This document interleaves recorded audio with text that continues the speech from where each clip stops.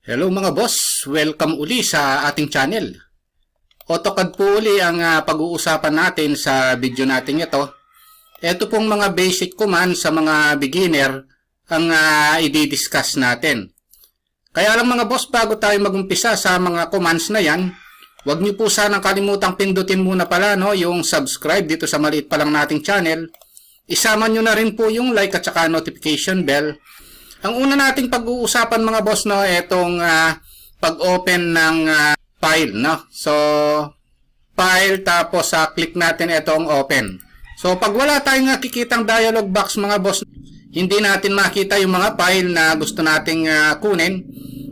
Yung dialog box hindi natin mai-open. So, ita-type lang natin yung command na file dia, So, type file tapos sa dia. So, eto siya. Tapos, ang gagawin natin, value niya is 0. So, ilagay natin sa 1. Tapos, sa enter. Pag nag-open tayo uli, file, tapos sa open. So, eto na yung dialog box na yan mga boss. Makakapili na tayo ng file na gusto nating i-open. So, lumalabas na itong dialog box. Kaya hindi lumalabas yung dialog box natin kanina kasi yung file dia mga boss, ang value niya is hindi siya naka 1. Ang value niya is naka 0 siya. Ayan yung value ng file dia kanina, So naka 0 siya.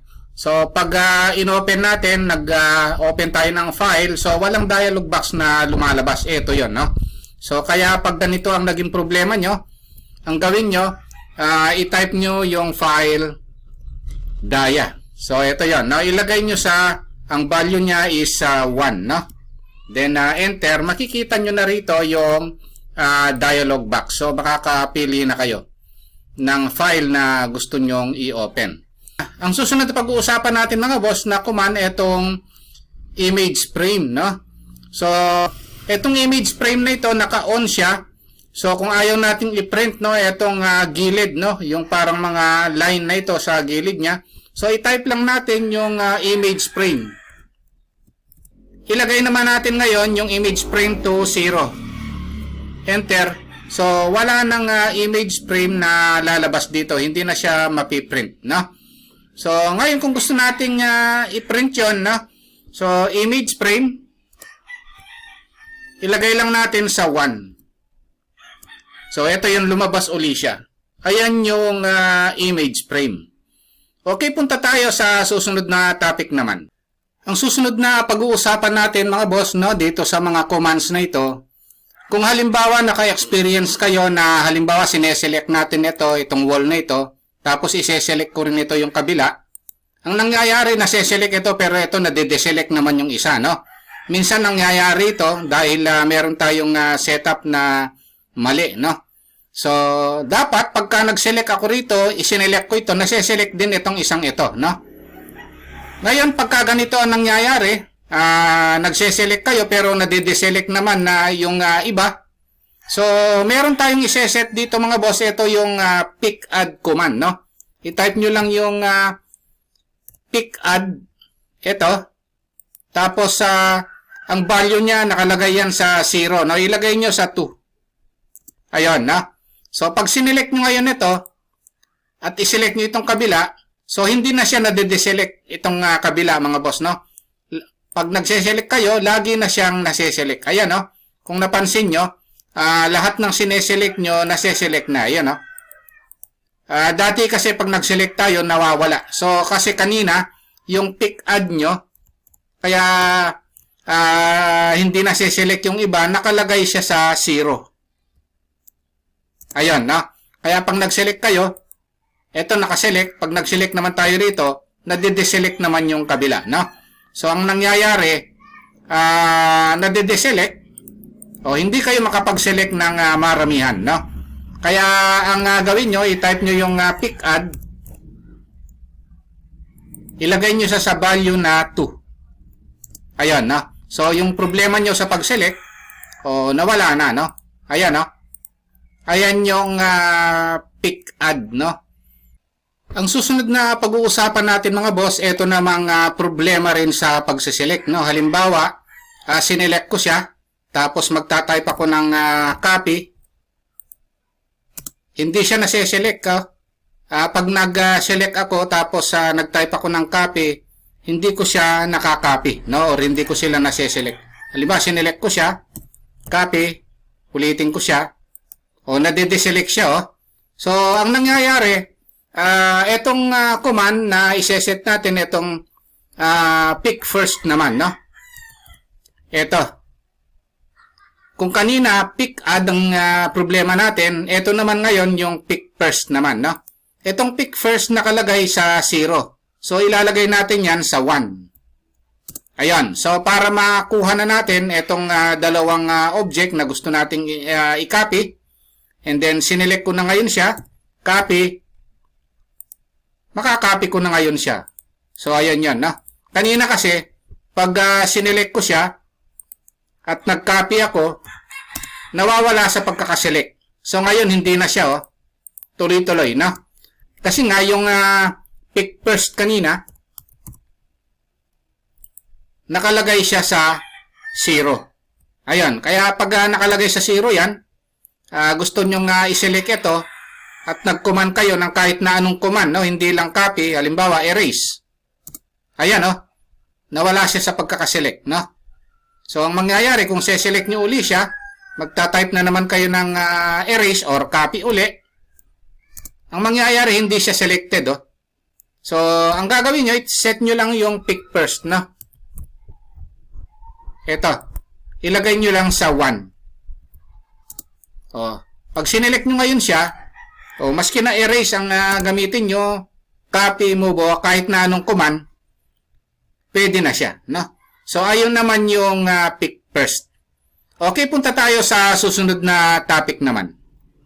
Ang susunod na pag-uusapan natin mga boss, no, dito sa basic command, halimbawa meron tayong rectangle dito at nag-copy tayo.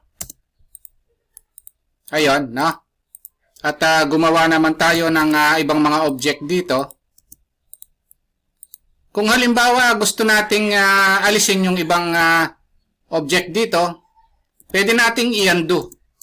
Ayun, no? At aside from undo, kung gusto nating ibalik, pwede nating i-type yung redo naman, no? Ayun. Ngayon, ang susunod na topic natin mga boss, ito namang oops. Tingnan natin kung saan natin nagagamit itong oops command, no? Halimbawa, meron akong circle dito. Gagawa ako ng mga circle.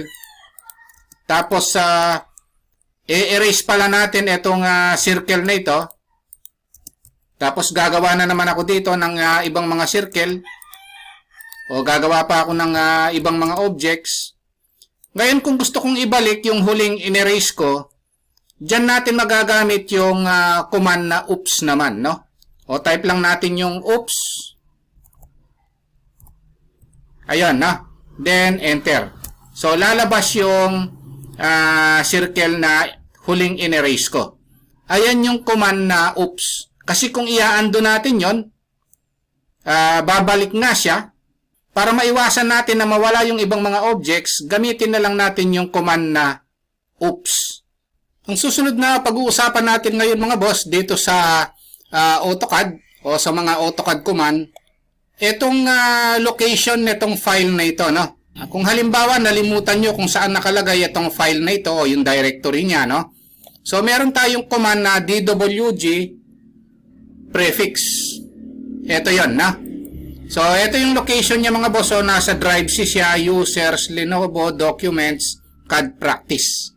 Ayan, na. So, ayan yung location ng file na ito. Minsan kasi nangyayari, nakakalimutan natin kung saang folder siya nakalagay, no? Hindi natin alam kung saan natin kukunin yung file na ito. Ang susunod na pag-uusapan nating command, ito namang time, no?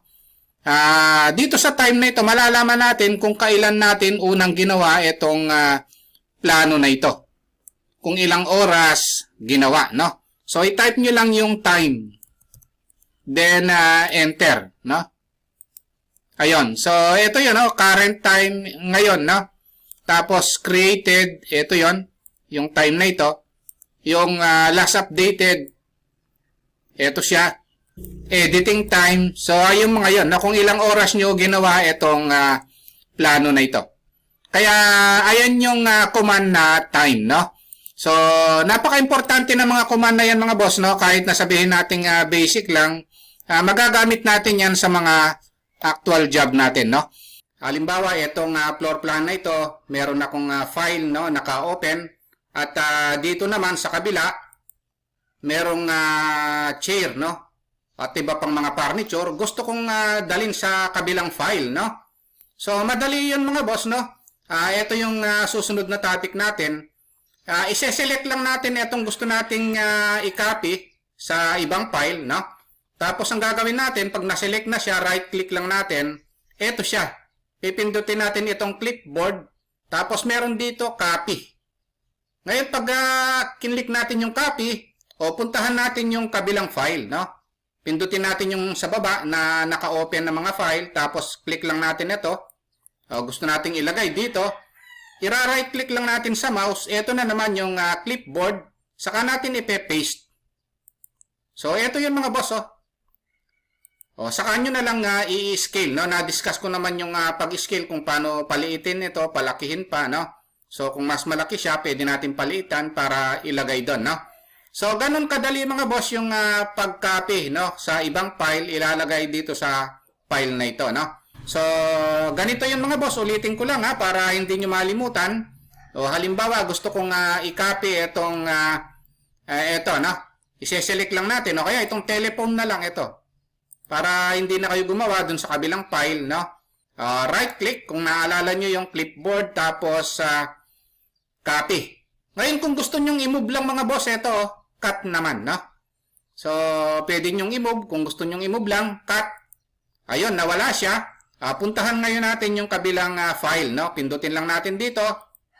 Tapos, i-right click natin sa mouse. Tapos, clipboard. Ito naman yung paste, no? So, ito yun, no? O, instead na mag-drawing kayo ng mga furniture at iba pang mga fixtures, no? So, mas madali yung mag-copy na lang kayo. Importante ito mga boss, mapapadali yung pagdodrawing nyo. Kung hindi na kayo magdodrawing, i-copy and paste nyo na lang, no? Kaya lang mga boss, kung bago pa lang kayo sa maliit pa lang nating channel, huwag nyo po sanang kalimutang pindutin muna pala, no, yung subscribe. Pero isama nyo na rin po yung like at saka notification bell. Maraming salamat po.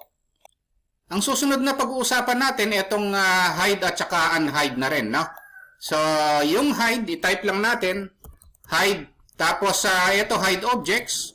Tapos, select natin lahat ng gusto nating i-hide. O itago, no? Sa Tagalog, no? Tapos, enter. So, mawawala siya. So, hindi siya na-erase. Nagtago lang, no? Nag-hide lang, no? Ngayon, kung gusto nyong ibalik yon, no? I-type nyo lang yung unhide, no? Tapos, ito siya. Pindutin nyo lang. So, babalik uli siya, no? Kaya kung ayaw nyong pumunta dun sa isolate command, no? Pwede nyong i-type yung hide at saka yung unhide, no? At mag-select lang kayo. Ayun yan, no? Okay, punta tayo sa susunod na topic naman. Itong array polar. So, saan ba natin ginagamit yung array polar? Halimbawa, mga boss, gagawa ako ng round table dito, no? Tapos, ikakopy ko lang, no? Yung isang chair na ito. Hawakan ko siya rito, ilalagay ko ron, no?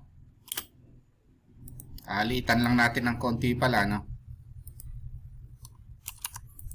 Ngayon, kung gagawa ako ng maraming chair, no, na nakapaikot dito, kung hindi natin alam yung array, no? Mahihirapan tayong gawin, no? Yung gusto nating gawing drawing dito na nakapaikot, no, na chair na ito. So, subukan natin itong AR command o yung array, no? I-select natin yung i-array natin. And then, choose natin yung polar option, no? Tapos, click tayo sa gitna. So, ito yung polar array, no?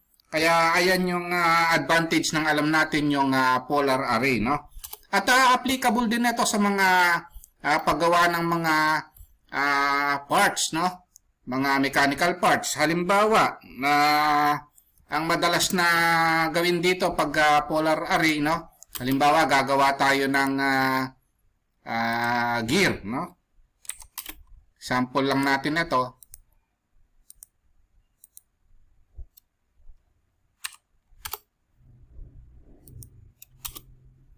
Simplihan ko na lang, no, para mapadali.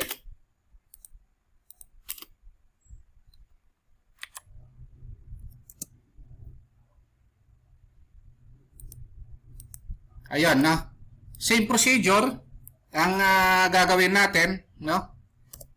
So, baguhin ko lang yung color para medyo presentable yung gagawin natin.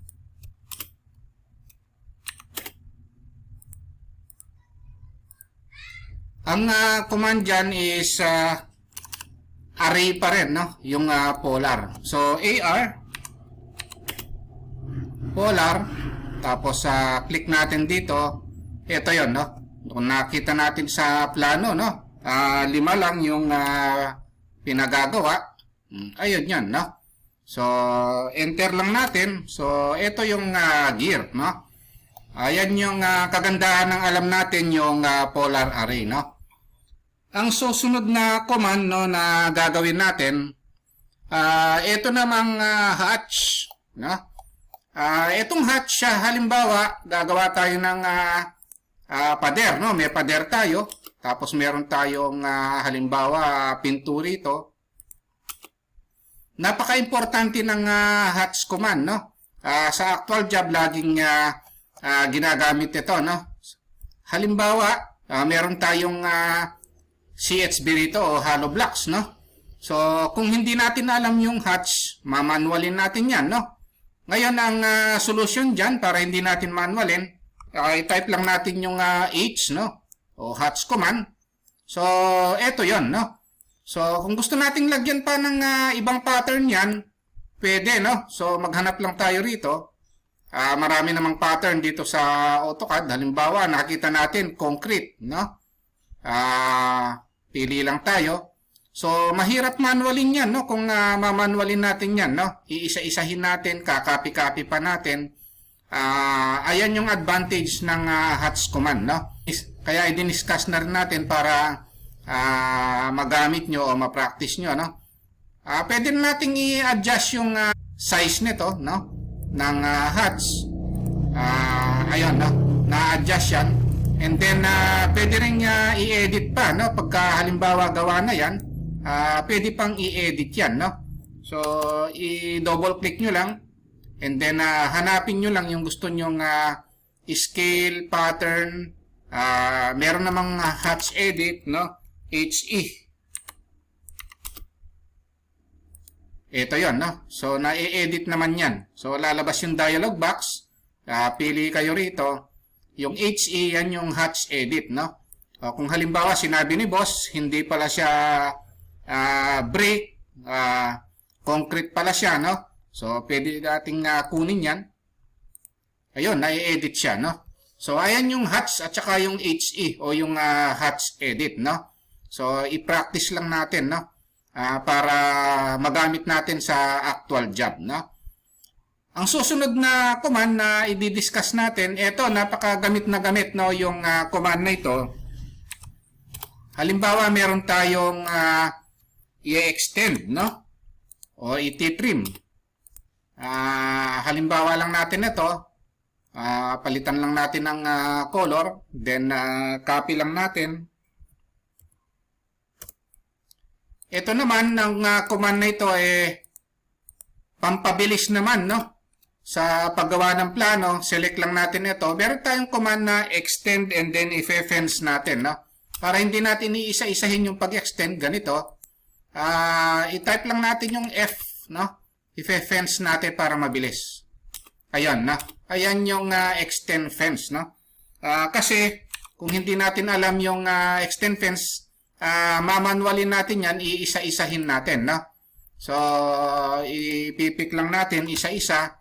Sa actual job, madalas gamitin, kung mag-extend tayo ng maramihan, i-extend na fence na lang natin, no?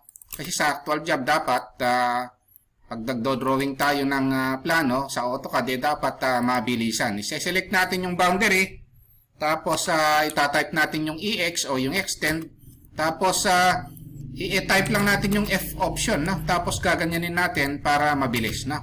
Ayan yung extend fence, no? Ngayon, ang susunod na i-discuss naman natin na pampabilis din, no? Hindi na fence. Halimbawa, gusto naman nating magputol ng mabilisan.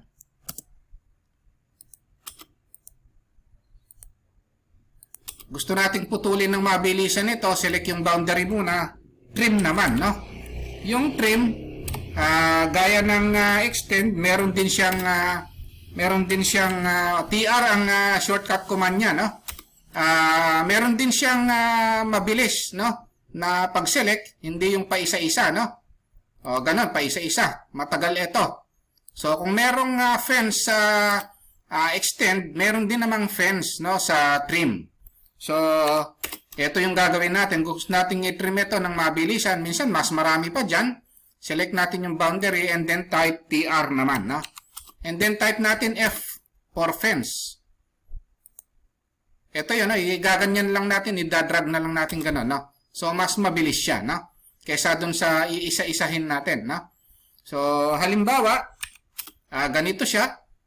Gusto natin itong nasa loob, ang i-trim natin ng mabilisan, select yung boundary, then TR, o idadrag na lang natin yung mouse natin, no? Sa walang tinatamaan.